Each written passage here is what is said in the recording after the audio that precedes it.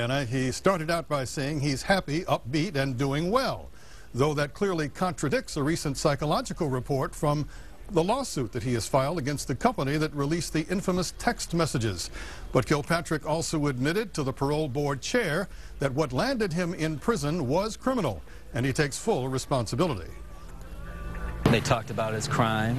I think throughout the interview, prisoner Kilpatrick definitely acknowledged, his guilt. He made reference to his criminal acts. Detroit's former mayor spoke via video conference for a little less than an hour to the parole board chairman.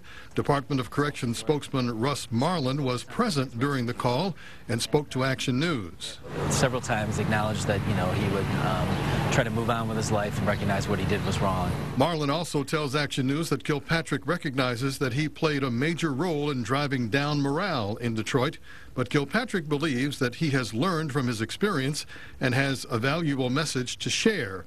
He also says he plans to face the media and will not hide, but will deal with issues head on. Before he had tried to, after leaving his post as mayor, tried to hide from the press. He recognized that wasn't the best course of action. He said he would deal with the media head on.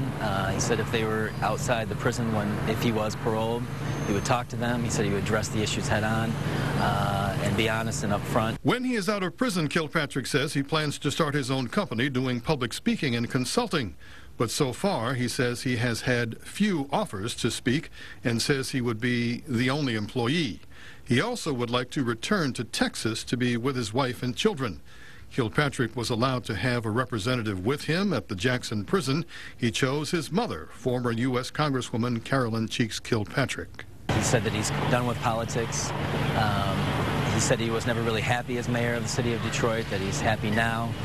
He's in a good place with his family, and he wants to return to Texas and be with his family and pay his restitution. The Department of Corrections officials say that the parole board will likely decide by early next week whether to grant Kilpatrick parole. If they do, he will be let out of jail no earlier than July 24th. And Action News obtained the letter that Wayne County Prosecutor Kim Worthy sent to the parole board. She says that she strongly opposes his release.